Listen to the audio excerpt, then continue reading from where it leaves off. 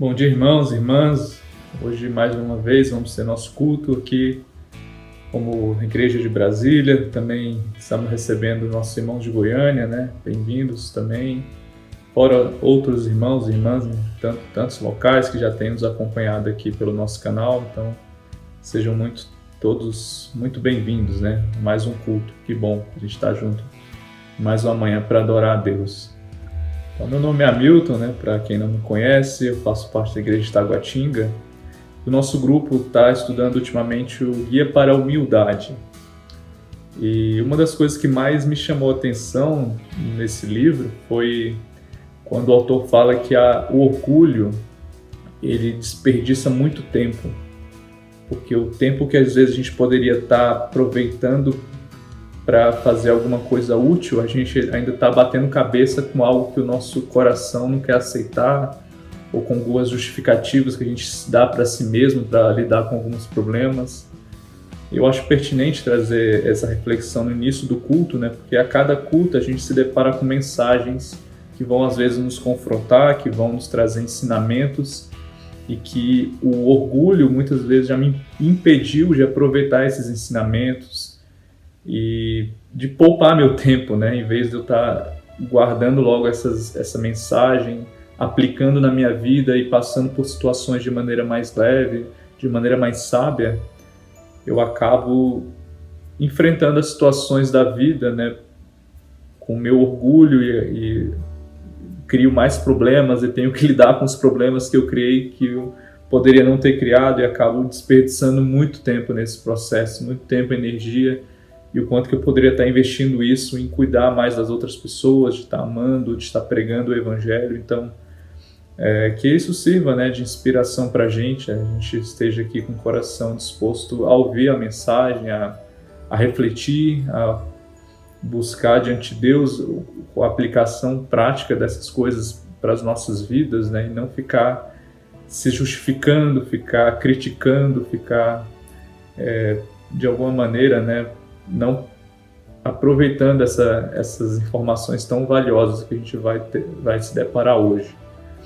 Então, que Deus inspire essa humildade em nossos corações, né, como discípulos de Cristo, a gente ser aprendizes sedentos por conhecer a palavra e por adorar a Deus. Então, vamos aproveitar mais um culto e que toda honra e glória seja dada ao nosso Senhor Jesus Cristo. Amém.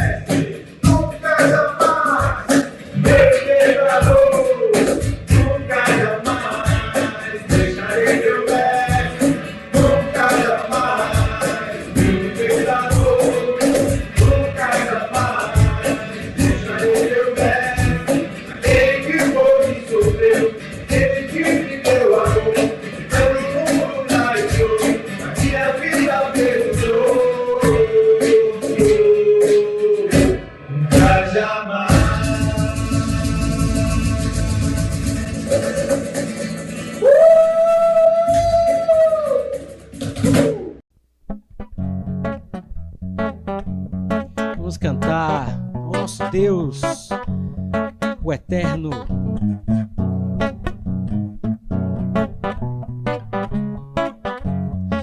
Quando Deus criou o mundo e os anjos lá do céu,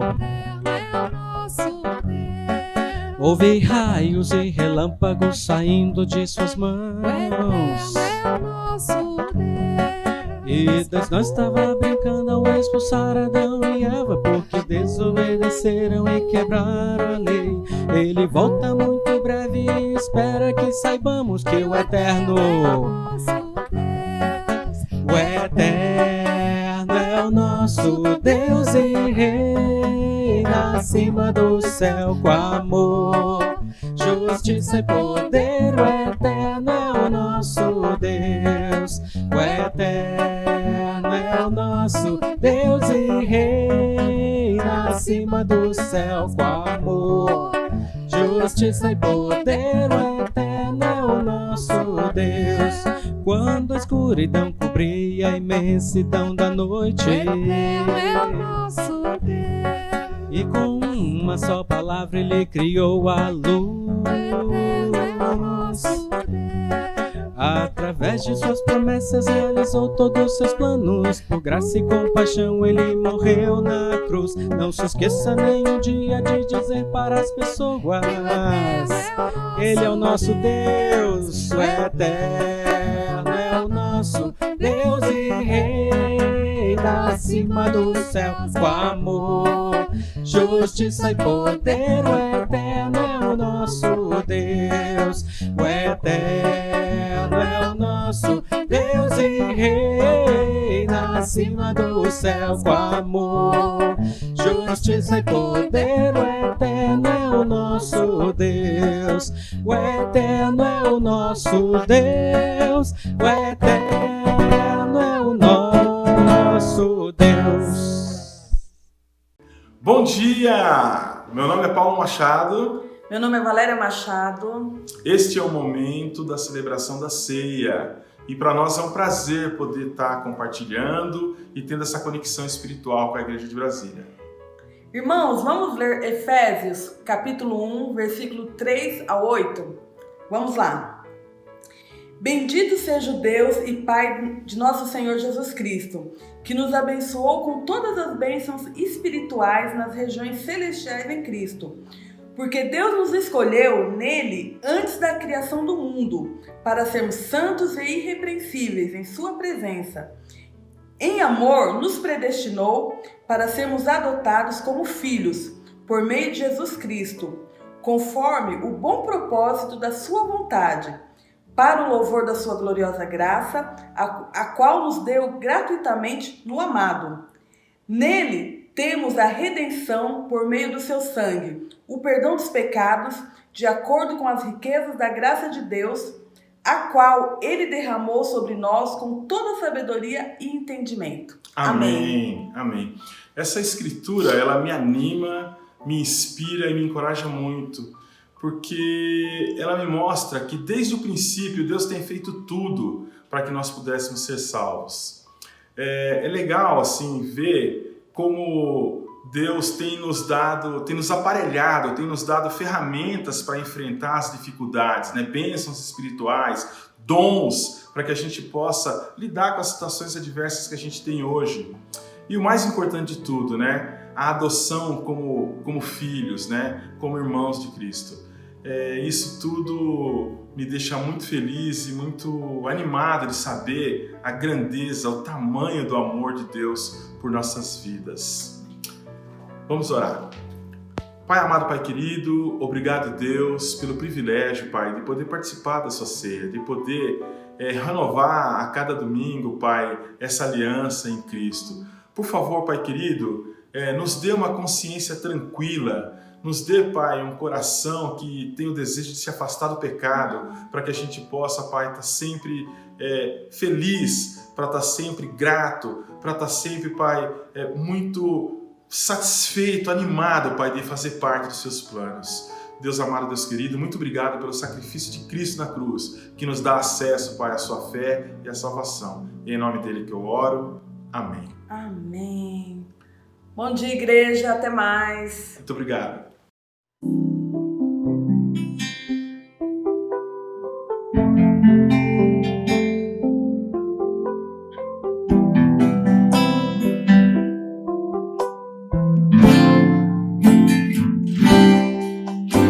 O Espírito de Deus está aqui,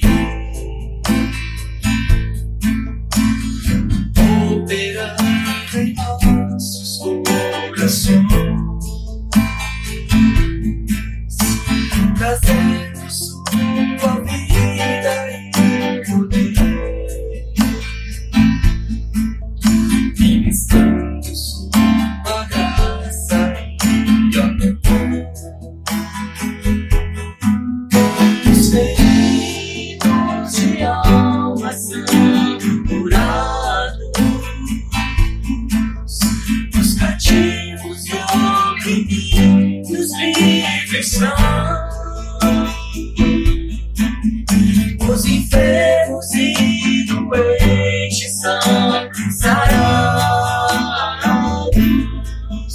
pois o Espírito de Deus está aqui.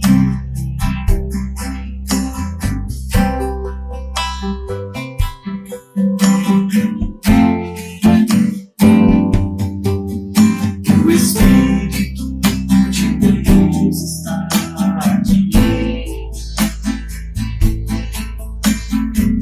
operando em nossos corações,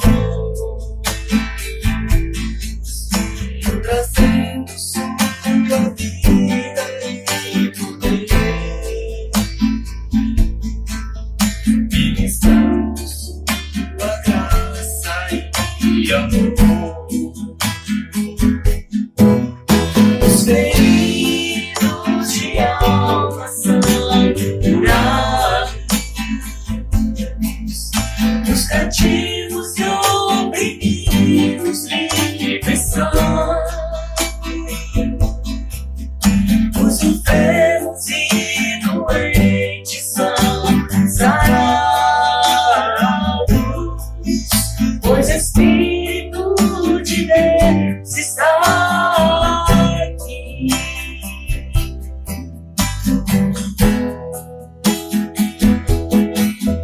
Os feridos de alma são curados,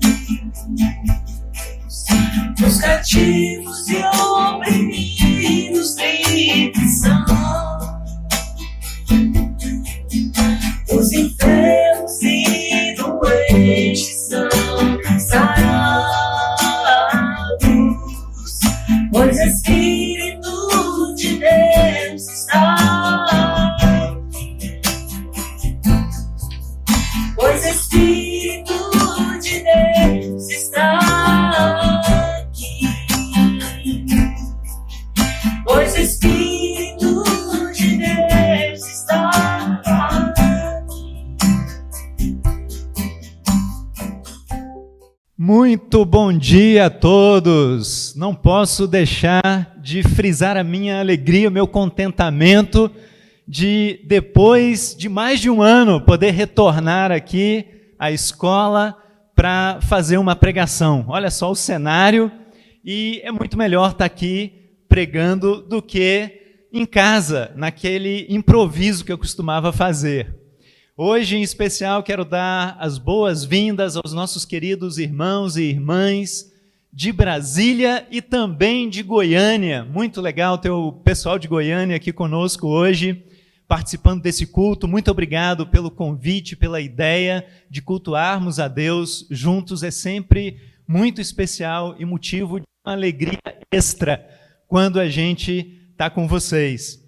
Hoje, dia 23 de maio, é um dia especial, porque no calendário litúrgico cristão, nós celebramos o dia de Pentecostes, 50 dias após a Páscoa, 10 dias após a ascensão do Senhor Jesus Cristo, uma data que remete lá ao Antigo Testamento, quando o povo se reunia 7 semanas depois da Páscoa para fazer a celebração das colheitas, dos primeiros frutos, ou a festa das semanas.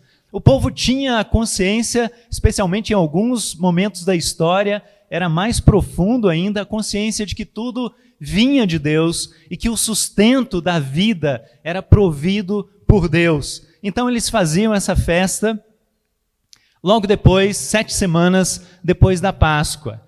Mas no ano 29 depois de Cristo, lá no primeiro século, a Páscoa foi diferente, porque ao invés de um cordeiro pascal com ervas amargas, que era da cultura do povo desde a libertação do Egito, na noite em que Deus libertou o povo da escravidão egípcia, essa Páscoa foi diferente, porque Jesus Cristo, Ele próprio, se ofereceu voluntariamente como o cordeiro pascal. E Ele, derramando o seu sangue, nos libertou de algo muito mais profundo do que uma escravidão humana, como era a escravidão do povo de Deus lá no Egito. Ele nos libertou da escravidão de nós mesmos, da escravidão do pecado, da escravidão do mal que assola a humanidade desde o início, desde os nossos primeiros pais. Jesus ressuscitou o terceiro dia e, como aquela Páscoa foi muito diferente de todas as anteriores e marcou a história da humanidade, também a festa de Pentecostes daquele ano foi diferente e marcou a história da humanidade da mesma maneira, porque marcou o início da igreja cristã.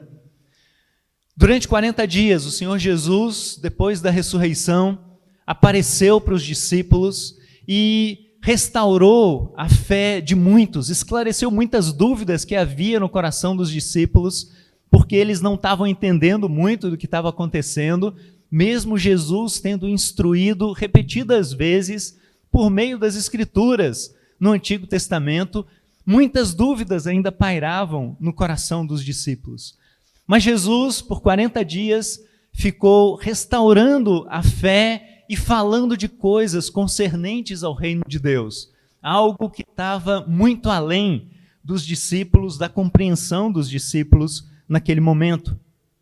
E Jesus fez então uma promessa que do alto o Pai enviaria o Espírito de Deus. Atos capítulo 1, versículo 4, a Bíblia diz: aguardem em Jerusalém e esperem pela promessa do Pai. Os discípulos, mesmo com dúvida no coração, cumpriram, obedeceram o que Jesus tinha falado para eles e aguardaram em Jerusalém. A Bíblia conta que eles se hospedaram numa casa e por vários dias perseveraram em oração. Junto com Maria, mãe de Jesus, junto com outras mulheres, eles ficaram esperando o cumprimento da promessa do Pai. E depois desses dias de espera, o Pai cumpriu a sua promessa. No dia de Pentecostes, quando uma multidão estava lá em Jerusalém, esperando para celebrar aquela festa, Deus enviou sobre os discípulos o Espírito Santo de Deus. E a Bíblia fala, no capítulo 2 de Atos, registrando essa história, que o Espírito veio como um vento forte sobre os discípulos e como línguas de fogo sobre cada um deles. E aí o medo e a covardia que ainda era abrigada no coração deles se transformou em coragem e eles começaram a pregar o evangelho de Jesus Cristo para aquela multidão em Jerusalém. Eles anunciaram Cristo e naquele dia Pedro se levantou e explicou o que estava acontecendo por meio do profeta Joel. Joel capítulo 3 diz assim, e essa foi a citação de Pedro naquele dia: é isto o que vou fazer nos últimos dias, diz Deus, derramarei o meu espírito sobre todas as pessoas. E naquele dia, Pedro associou todas as escrituras, todas as promessas do Antigo Testamento àquele momento que eles estavam vivendo e ao que tinha acontecido em Jerusalém 50 dias antes, na morte e na ressurreição do Senhor Jesus. E ficou claro para milhares de pessoas naquele dia que mesmo aqueles que estavam ali e nem tinham presenciado a morte de Jesus, eles tinham uma responsabilidade na participação daquele evento histórico, daquela morte, por causa de seus pecados. Ficou claro para eles que Jesus tinha derramado o seu sangue como um cordeiro pascal para nos livrar da morte eterna e para firmar, consolidar um caminho para o Pai, um caminho de comunhão eterna para o nosso Deus. E diante daquela mensagem, diante do Evangelho e diante das evidências de que cada um deles, como cada um de nós, por causa dos nossos pecados, temos participação e responsabilidade na morte do Senhor Jesus, eles ficaram aflitos, ou pelo menos vários ali que ouviram a mensagem ficaram aflitos no seu coração, a Bíblia diz. E isso levou esses homens e mulheres a chegarem para Pedro com uma pergunta: irmãos, o que devemos fazer? E diante disso, a gente tem o início propriamente da igreja do Senhor Jesus Cristo. A Bíblia fala que 3.000 pessoas naquele dia foram batizadas, porque eles seguiram a orientação de Pedro. Pedro disse assim: arrependam-se e cada um de vocês seja batizado em nome de Jesus Cristo, para perdão dos seus pecados. E vocês receberão o dom, o presente do Espírito Santo de Deus. Isso se confirmou, as pessoas se renderam a Cristo, abraçaram o Evangelho, a igreja iniciou e uma nova comunidade de fé, completamente diferente de todas as outras que haviam já existido na terra até então, começou naquele momento. A Bíblia caracteriza essa comunidade dizendo que todos os dias eles continuavam a se reunir no pátio do templo. Os irmãos partiam o pão em suas casas e juntos participavam das refeições com alegria e com sinceridade de coração, louvando a Deus e tendo a simpatia de todo o povo.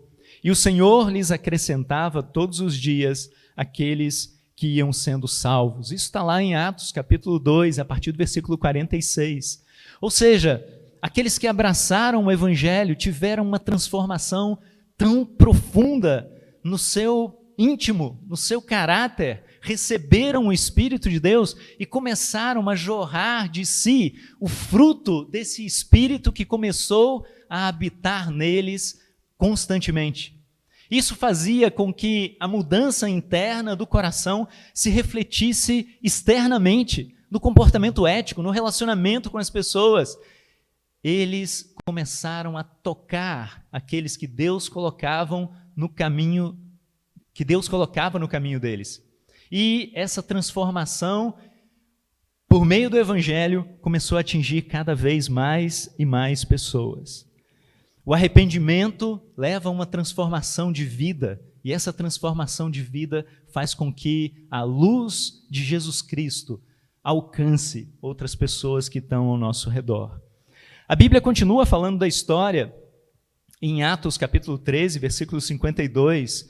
Lucas, o autor de Atos, registra o seguinte: os discípulos continuavam cheios de alegria e do Espírito Santo.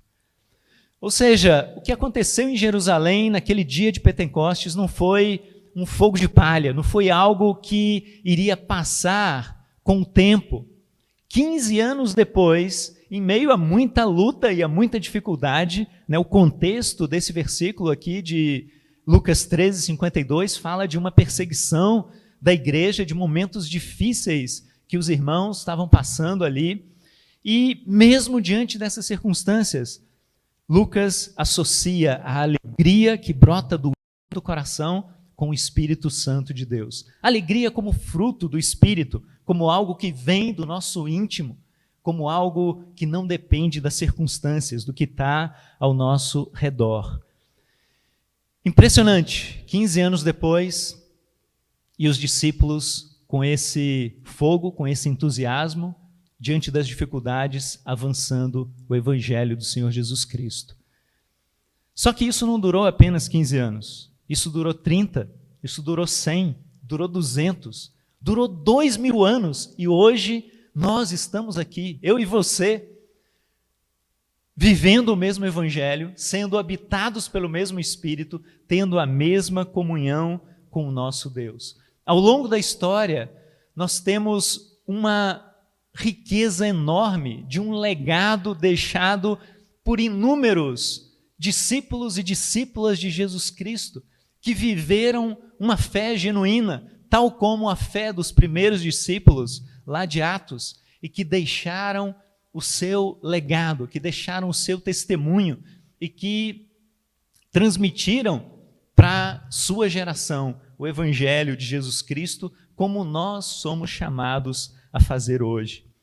A história de Atos conta os 30 primeiros anos da história da Igreja de Jesus Cristo, do ano 30 até mais ou menos o ano 60, mas a história continua, e essa história continua inclusive sendo escrita por mim e por você hoje. Deus nos chama a fazer parte dela e nos chama a sermos muito ativos na condução da história por meio de avançarmos o Evangelho. Mas logo depois do final do livro de Atos que a gente tem na nossa Bíblia, a gente tem relatos que ficaram registrados na tradição cristã, como, por exemplo, a morte de Pedro, que aconteceu por volta do ano 65, 66, e a história conta que Pedro estava em Roma e ele foi, por causa da perseguição de Nero, né, aos cristãos. Nero era o imperador naquela época. Ele foi confrontado com a sua fé e foi inquirido a negar a sua fé em Cristo e a declarar César como Deus, o imperador como Deus. E, em virtude disso, ele foi condenado à morte. E a morte seria por crucificação. E conta a história que Pedro chegou para os seus executores e falou o seguinte: olha, eu não sou digno de morrer da mesma forma que o meu Senhor morreu. Se vocês vão me crucificar, faz uma coisa, me crucifica de cabeça para baixo, porque pelo menos assim eu posso honrar o meu Senhor e morrer de uma forma diferente, porque eu não sou digno de morrer da mesma forma que ele morreu. E Pedro então foi executado, morreu ali fisicamente, né, foi conduzido ao paraíso com Cristo naquele dia, sendo crucificado de cabeça para baixo. No século II, a gente tem relatos como o martírio de Policarpo.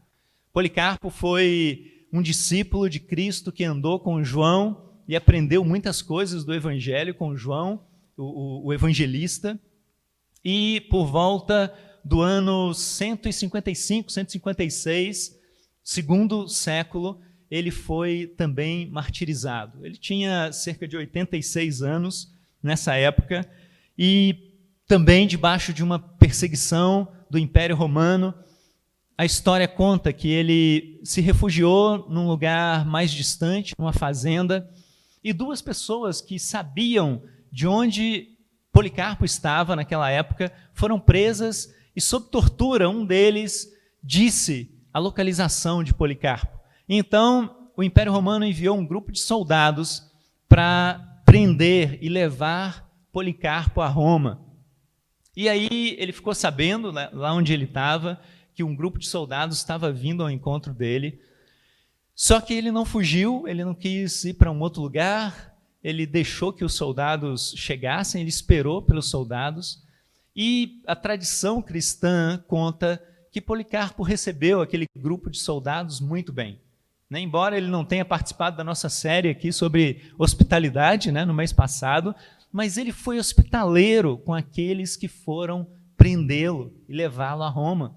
Ele ofereceu uma refeição, né, assou lá um pãozinho de queijo, fez um café para eles, recebeu eles com muito amor, com muita amabilidade. E isso constrangeu o coração daqueles soldados. Muitos se sentiram ali cortados, né, no seu íntimo por terem que fazer aquela tarefa que eles perceberam que era injusta. E Policarpo só pediu uma coisa para eles: olha, deixa que eu passe aqui 1 hora em oração, e aí eu vou com vocês. E foi exatamente isso que aconteceu. Os soldados permitiram, e ele passou ali a sua hora de oração, e depois foi conduzido a Roma para o seu martírio. E ele foi queimado vivo, e da mesma maneira está hoje com o Senhor Jesus Cristo. Sabe, quando a gente vê toda essa história e esses testemunhos, né, pessoas que muitas vezes derramaram o seu próprio sangue por causa da fé, por causa do Evangelho, e que ajudou esse Evangelho a chegar até nós e nos alcançar e nos transformar também. Quando a gente olha para isso, vem gratidão no nosso coração, né? A gente pode glorificar a Deus, mas a gente pode também olhar ao nosso redor e perceber que aqui em Brasília, ou em Goiânia, ou aqui no Brasil, né, de forma geral, a gente não passa hoje, graças a Deus, por perseguições tão fortes quanto essas que a gente está relatando aqui. Mas talvez a nossa perseguição hoje seja mais sutil, não seja tão evidente quanto a perseguição implementada pelo Império Romano há tanto tempo atrás. Talvez a gente pode perceber o mesmo inimigo das nossas almas e o mesmo inimigo da nossa fé nos perseguindo com uma tática diferente, mais sutil, mas o que ele quer é a nossa fé, é o nosso coração, é a nossa alma subjugada a ele e não a Cristo. Quando a gente olha para os nossos corações, talvez a gente perceba uma luta um pouco diferente da desses irmãos aqui que a gente acabou de citar. Há um filósofo contemporâneo sul-coreano chamado Byung-Chul Han, e o nome dele vai aparecer daqui a pouco numa citação. E ele é uma das pessoas assim que eu gosto de ler coisas que ele escreve, porque, a meu ver, ele consegue captar um pouco da essência do que nós vivemos hoje em dia. E ele traz para a gente uma leitura da nossa vida contemporânea, da sociedade na qual a gente está imersa. Em 2010, ele publicou um livro chamado A Sociedade do Cansaço. Então, 2010, bem antes da pandemia, e na introdução desse livro, ele faz um diagnóstico. Eu queria ler só um parágrafo aqui para a gente refletir um pouco nesses pontos. Ele diz o seguinte: cada época tem suas doenças emblemáticas. Assim, há uma era bacteriana que, no entanto, chega ao fim com a descoberta dos antibióticos. Apesar do medo manifesto da pandemia gripal, atualmente não vivemos na era viral. Nós a deixamos para trás graças à técnica imunológica. O início do século XXI, do ponto de vista patológico, não seria nem bacteriano nem viral, mas neural. Doenças neurais, como a depressão, o transtorno de déficit de atenção com hiperatividade, o famoso TDAH, o transtorno de personalidade borderline, ou a síndrome de burnout, o esgotamento profissional, definem o panorama patológico deste início de século.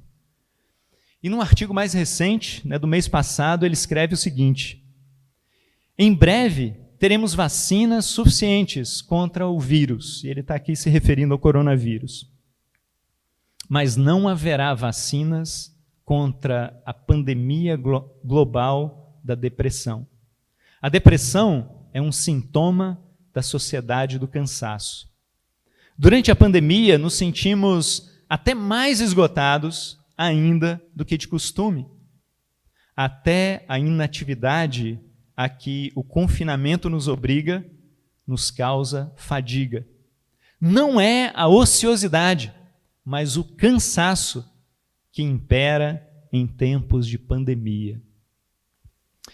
Eu não sei o quanto você se identifica com essas palavras, né, com esse diagnóstico que ele faz. Mas eu converso com pessoas, encontro pessoas que mostram para mim algo muito parecido com o que ele descreve aqui. Uma sensação de esgotamento, um cansaço constante. Às vezes eu percebo que essas coisas até batem à porta do meu coração, tentam entrar na minha vida. Aquela sensação de que a gente sempre tem algo para fazer. Aquela sensação de que nós estamos pressionados. Às vezes a gente nem sabe exatamente o porquê, mas há uma pressão interna constante no nosso coração. Sempre temos que alcançar alguma coisa, e isso nos deixa um pouco angustiados lá no íntimo.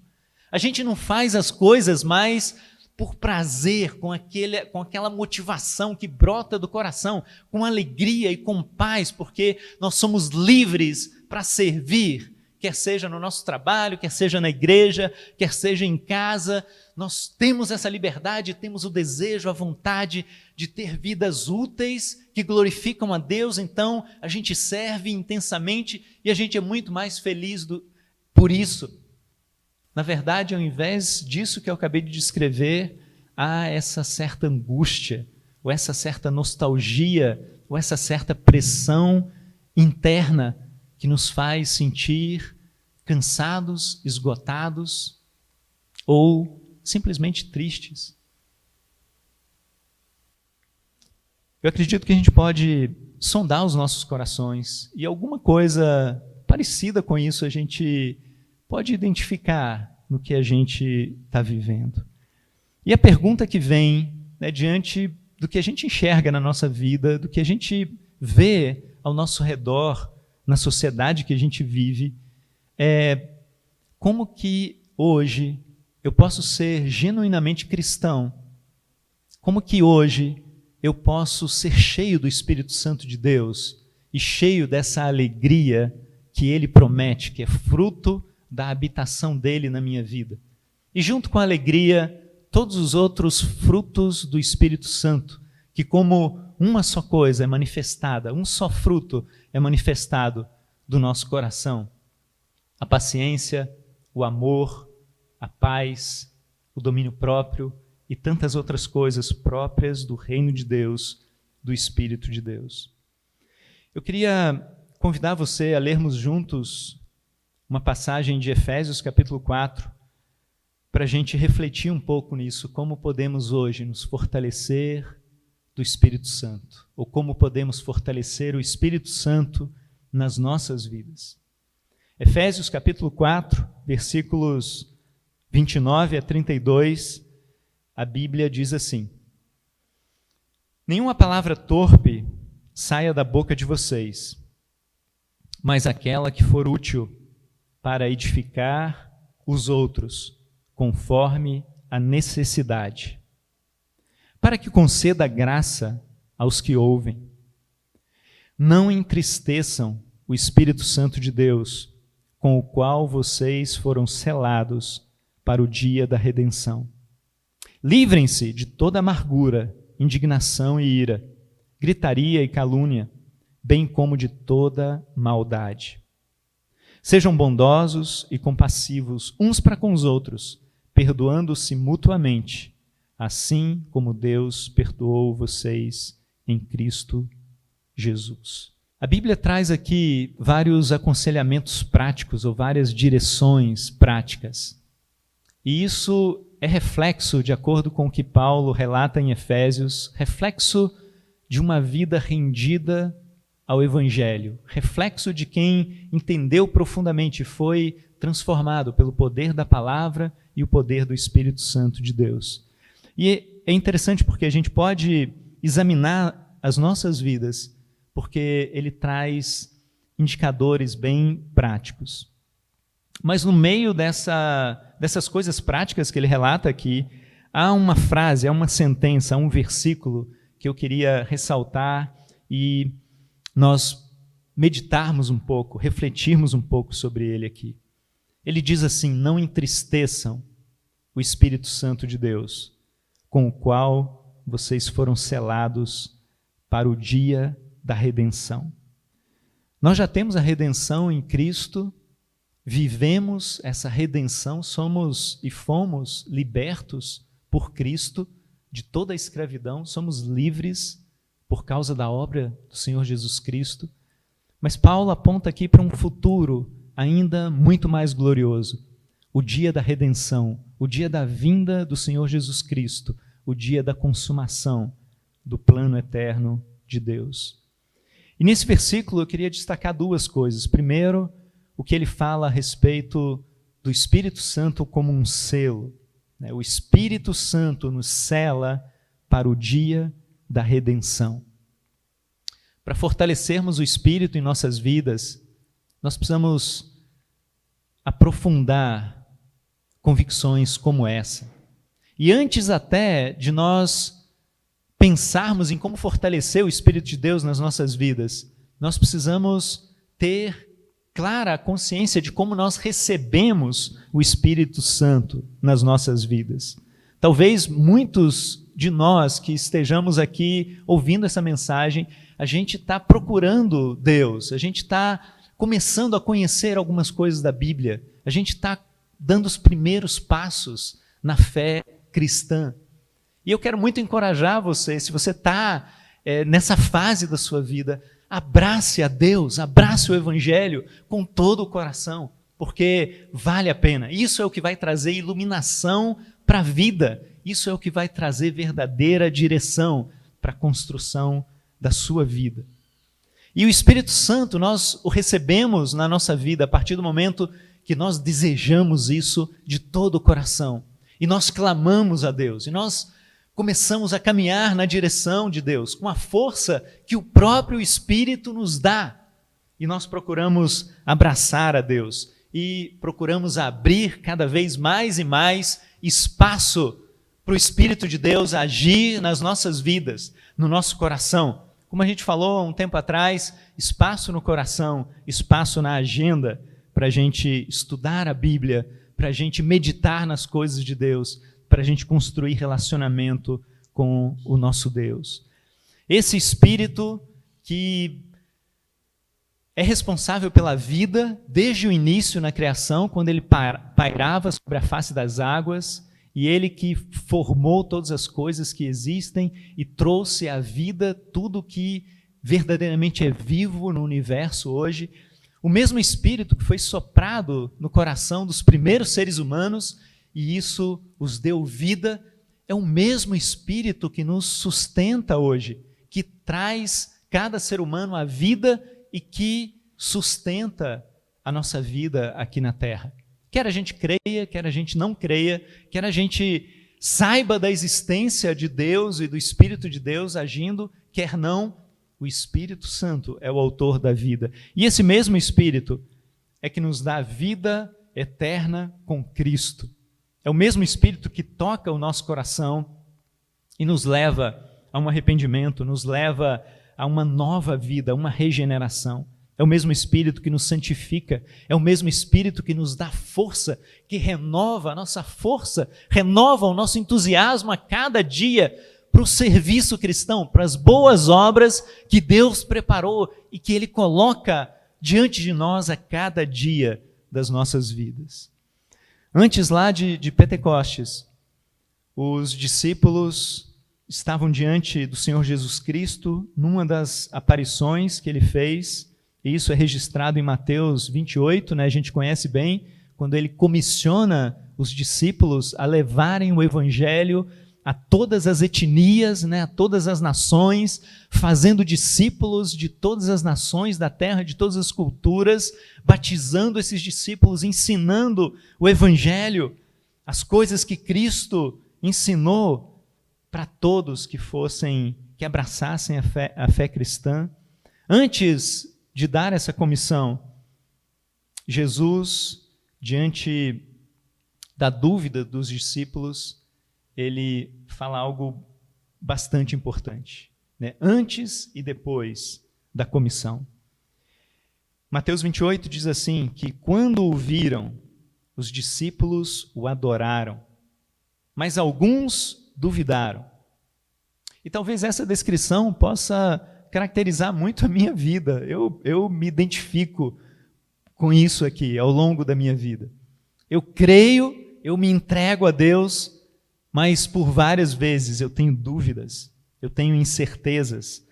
E essa palavra aqui, né, que a Bíblia usa, dúvida, significa exatamente isso. Não é exatamente uma incredulidade, mas sim uma incerteza no íntimo que leva a uma hesitação, que a gente não sabe direito qual o caminho a seguir.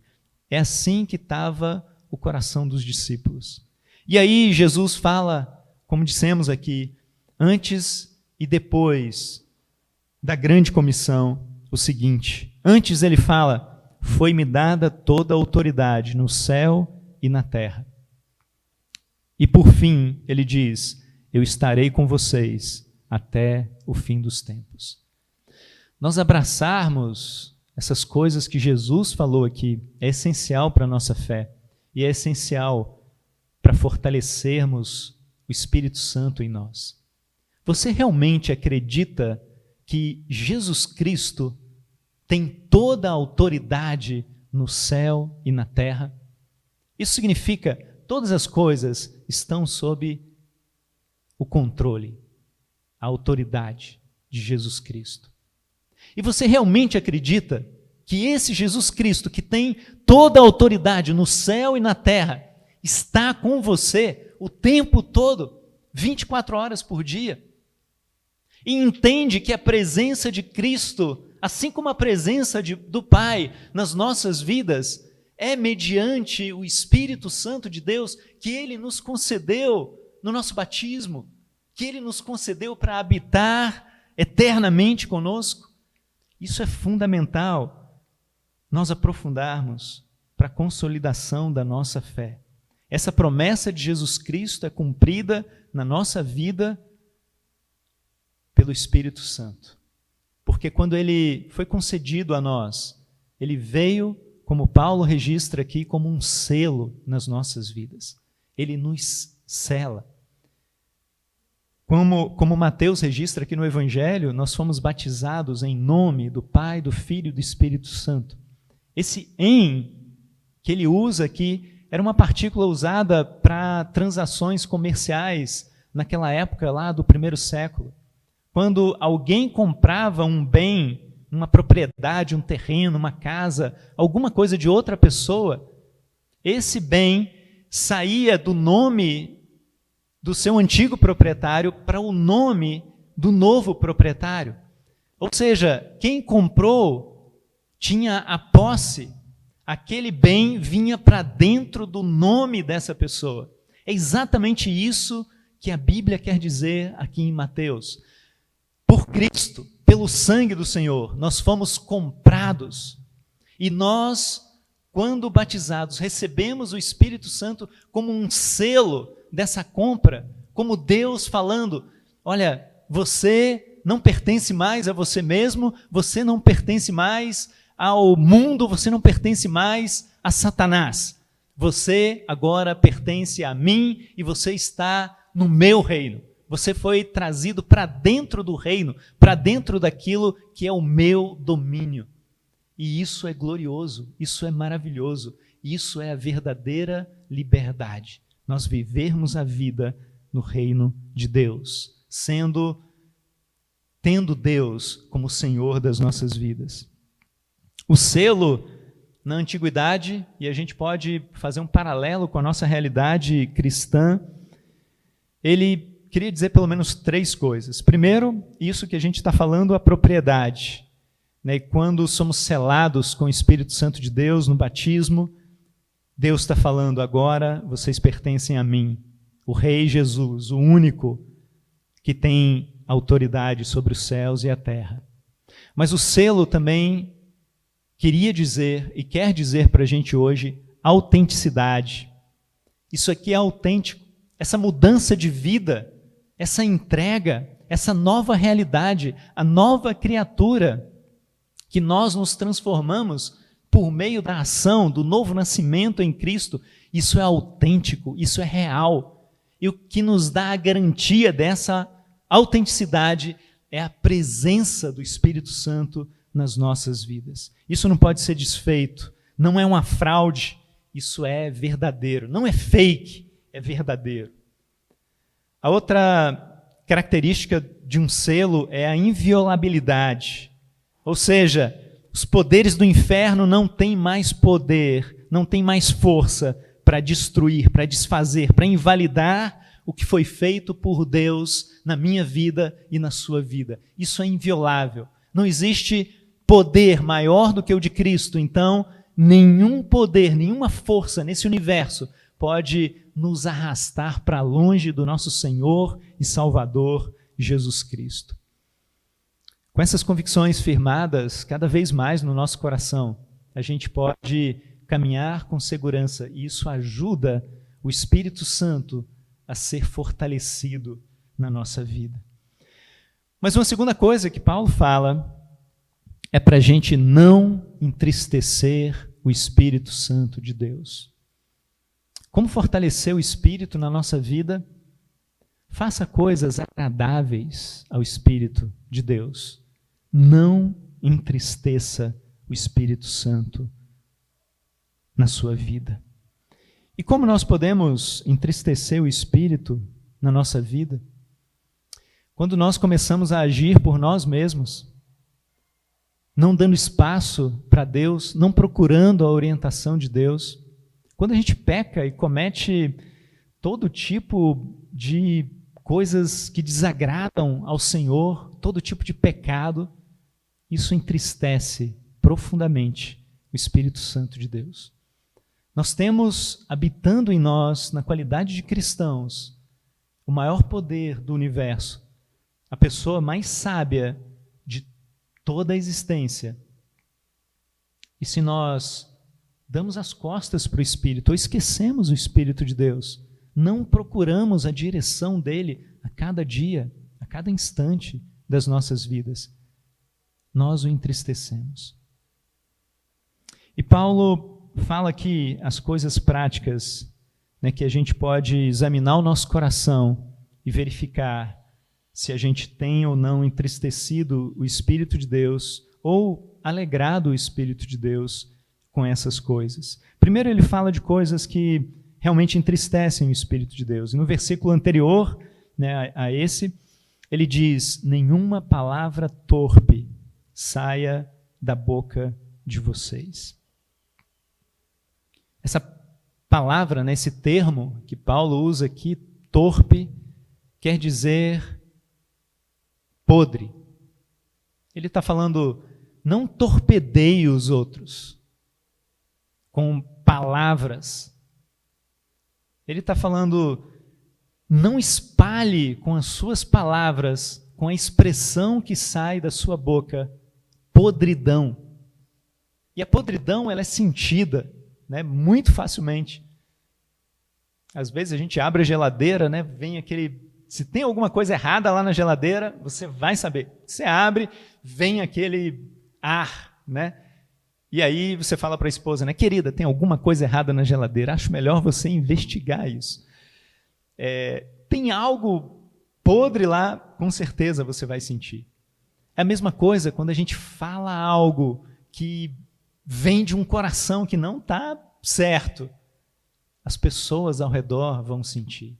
Seja um sarcasmo exacerbado, seja uma amargura, seja uma crítica.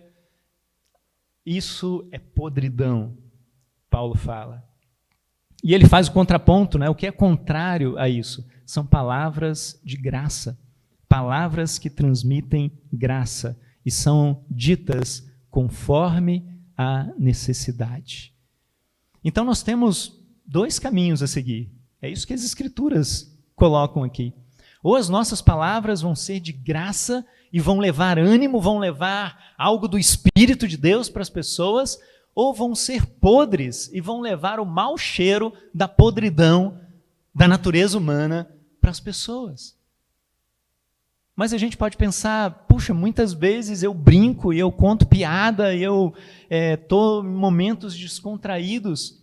Eu acredito que Jesus passou muitos momentos descontraído com seus discípulos e muitas piadas rolaram ali, às vezes algumas piadas internas, né, que todo grupo tem, mas tudo isso, seja a coisa mais séria que Cristo falou, seja a brincadeira que ele fazia e faz, né, com os discípulos, tudo isso transmitia graça. Nós podemos brincar, nós podemos participar de ambientes super descontraídos, contar piadas, sem precisarmos para isso ofender as pessoas, sem precisarmos para isso humilhar as pessoas, sem precisarmos para isso usar coisas impuras.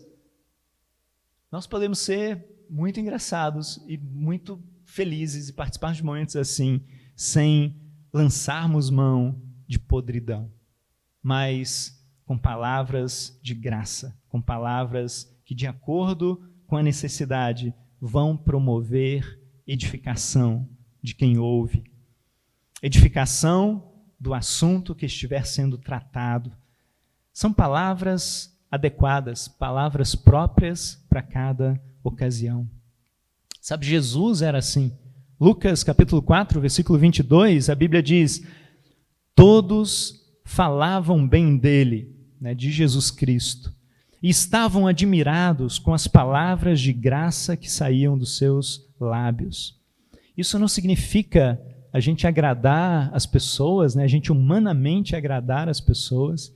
Esse contexto aqui de Lucas 4, né, quando ele estava lá em Nazaré, e logo depois as pessoas queriam arremessar Jesus de um precipício, porque o que ele falou ofendeu a religiosidade, o coração apegado às tradições humanas que eles tinham.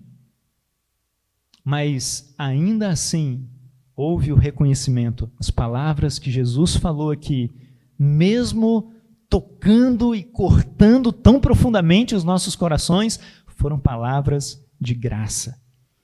A Bíblia fala que a gente deve estar ricamente enraizado com a palavra de Cristo, que a gente deve ensinar, aconselhar uns aos outros com toda sabedoria, salmos, hinos, cânticos espirituais, com gratidão a Deus no nosso coração. A Bíblia diz que o nosso falar deve ser agradável, deve ser temperado com sal. As palavras torpes, na última parte, né, do texto que a gente leu de Efésios, vêm de um coração que não está certo. E Paulo fala sobre isso e ele define algumas características desse coração. Ele fala de amargura, que Aristóteles, lá na Grécia Antiga, definia como um espírito ressentido que recusa reconciliação. Isso deixa o coração amargurado. Ele fala de indignação, que quer dizer cólera, que é o oposto de ternura, é o oposto de compaixão. A indignação faz uma dupla com a ira. Essa ira quer dizer um ressentimento duradouro. É o oposto daquele desejo, daquela decisão de perdoar o próximo.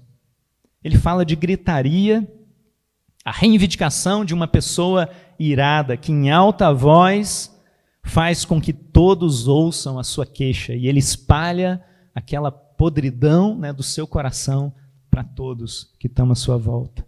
Ele fala de calúnia, o falar mentiroso, seja contra Deus, seja contra o próximo. Há um pecado terrível da blasfêmia, da calúnia contra o Espírito Santo de Deus. Ele fala da maldade, todo tipo de mau sentimento, todo tipo de malícia. E hoje em dia, essas coisas não são apenas transmitidas no tete-a-tete, né, como há algumas décadas atrás. Hoje em dia a gente tem termos como cyberbullying, como assédio virtual, que leva às vezes para os meios virtuais, para as redes sociais, a polarização, o ódio, as divergências ideológicas, o rancor dos corações, e isso é verbalizado e fere ainda muito mais pessoas, porque o alcance é muito, muito maior. Irmãos, a gente vive numa luta com a nossa natureza humana que tenta trazer coisas que entristecem o Espírito Santo de Deus. A gente vive numa luta contra nós mesmos. E é importante a gente reconhecer isso e não lutarmos sozinhos, mas abraçarmos esse poder maravilhoso de Deus, do Espírito Santo, nas nossas vidas. E Paulo termina aqui falando de coisas que alegram o Espírito e coisas que o próprio Espírito produz nas nossas vidas. Ele fala de bondade, ele fala de compaixão, ele fala de perdão, ele fala de uma vida com decisão e esforço de imitar o nosso Senhor, Mestre, Salvador, Jesus Cristo. Sabe, não é muito complicado a gente perceber o que alegra e o que entristece o Espírito de Deus. Porque as coisas que alegram o Espírito de Deus são coisas que também nos alegram. É bom a gente estar do lado de pessoas que são bondosas, que são compassivas, que na maioria das vezes falam apropriadamente de acordo com o que a ocasião pede, que sabem se divertir de uma maneira agradável, de uma maneira pura, que sabem viver e falar de acordo com a graça que o Espírito de Deus nos oferece. Ao mesmo tempo, coisas que entristecem o Espírito de Deus são coisas que nos entristecem também, que produz tristeza e abatimento no nosso próprio coração. Não entristeçam o Espírito Santo de Deus, com o qual vocês foram selados para o dia da redenção. Eu queria deixar um encorajamento prático para essa semana. Procura ver diante de Deus se há algo na sua vida que tem entristecido o Espírito de Deus, que não tem permitido que eu e você vivamos a novidade do Pentecostes a cada dia das nossas vidas, sendo renovados pelo Espírito Santo. Há algo na sua vida que tem entristecido o Espírito de Deus? Você pode honestamente orar a Deus pedindo: Senhor Espírito, visita-me, encha-me e conduza a minha vida. Eu quero encorajar você a ter tempos diante de Deus, onde você vai orar assim e onde você vai permitir que o Espírito de Deus sonde o seu coração dessa forma. E eu queria, para terminar, convidar a todos a uma oração. Senhor, nós clamamos e te pedimos nesse momento que o Senhor possa visitar a tua igreja com o teu Espírito. Em especial a nossa comunidade de fé aqui em Brasília, a nossa comunidade de fé em Goiânia. Visita-nos, Senhor, de uma maneira profunda, íntima, poderosa. Que a presença do Senhor reaqueça os nossos corações, renove a nossa devoção a Ti, firme a nossa fé e nos ajude a viver no dia a dia todo o fruto que o Espírito Santo traz à nossa vida. Que o Santo Espírito do Senhor nos ensine a usar os dons que Ele nos dá em prol do Teu reino, para servir ao próximo. Que o Seu poder, Senhor, se torne notório, real em nossa vida e torne a nossa unidade como irmãos e irmãs na fé possível. Que sejamos missionários, Deus eterno, cheios do poder do Teu Espírito, levando ao mundo, levando as pessoas que o Senhor coloca no nosso caminho, o Evangelho da reconciliação contigo, o Evangelho que transforma as nossas vidas. Senhor, nos acompanhe ao longo dessa semana e nos ajude a sermos seguidores e seguidoras ousados e alegres, cheios do poder, de fé, de amor, de esperança, produzidos pelo Teu Espírito na nossa vida. Em nome de Cristo que nós oramos. Amém. Espírito Santo, é sempre bem-vindo. A tua presença transforma e eleva. Espírito Santo, não há nada mais lindo que ver tua luz rompendo as trevas. Sou renovado, sou transformado, meu corpo, alma e espírito se rendem a Deus. Eu sou curado, sou abençoado, meu corpo, alma e espírito se rendem a Deus. Espírito Santo, Consolador, santa promessa, batismo e poder. Espírito Santo, fonte de amor, dádiva eterna, me faz viver. Sou renovado, sou transformado, meu corpo, alma e espírito se rendem a Deus. Eu sou curado,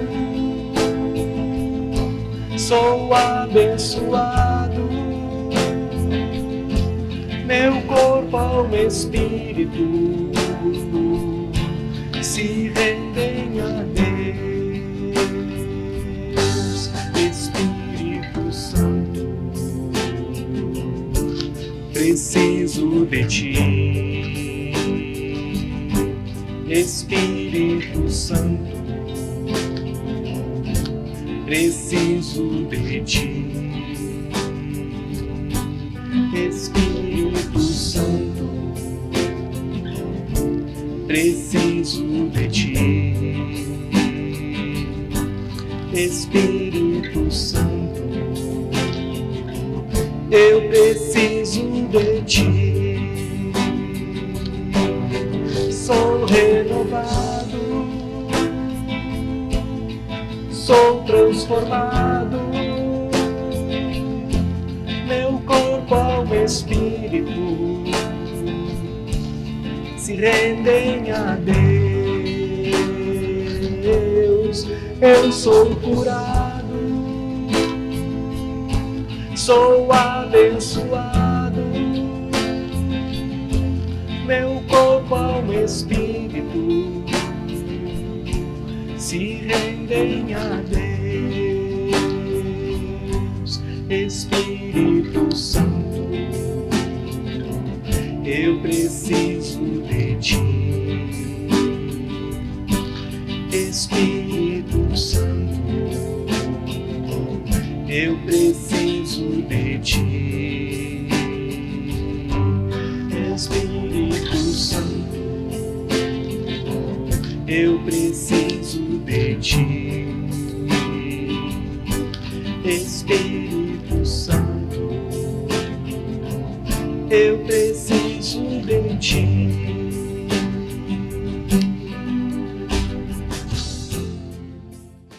Bom dia, irmãos. Antes de encerrarmos o nosso culto, eu gostaria de dar 2 avisos. O primeiro deles é que amanhã, segunda-feira, nós teremos novamente o nosso encontro de oração, que começa às 22 horas e termina às 22h30. O encontro será via Google Meet e o link será disponibilizado no grupo principal da igreja no WhatsApp às 21h50.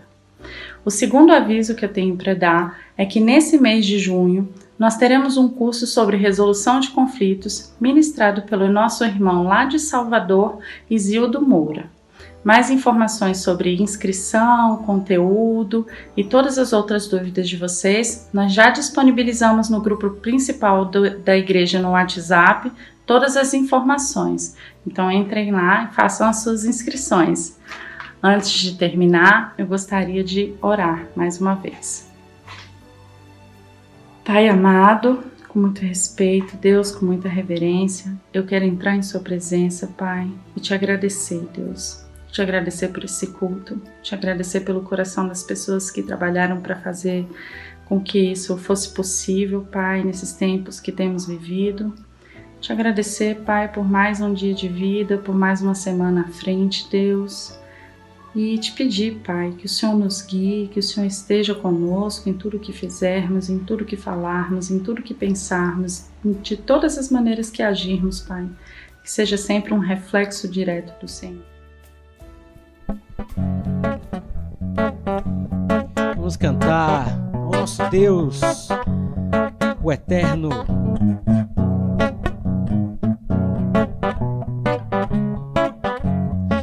Quando Deus criou o mundo e os anjos lá do céu, houve raios e relâmpagos saindo de suas mãos. E Deus não estava brincando ao expulsar Adão e Eva, porque desobedeceram e quebraram a lei. Ele volta muito breve e espera que saibamos que o Eterno é o nosso Deus e reina acima do céu com amor, justiça e poder. O Eterno é o nosso Deus, o Eterno é o nosso Deus e reina acima do céu com amor, justiça e poder. O Eterno é o nosso Deus. Quando a escuridão cobria a imensidão da noite, e com uma só palavra ele criou a luz. Através de suas promessas realizou todos os seus planos. Por graça e compaixão ele morreu na cruz. Não se esqueça nenhum dia de dizer para as pessoas: Ele é o nosso Deus, o Eterno é o nosso Deus e reina acima do céu com amor, justiça e poder. O Eterno é o nosso Deus, o Eterno é o nosso Deus e reina acima do céu com amor, justiça e poder. O Eterno é o nosso Deus, o Eterno é o nosso Deus, o Eterno é o nosso Deus.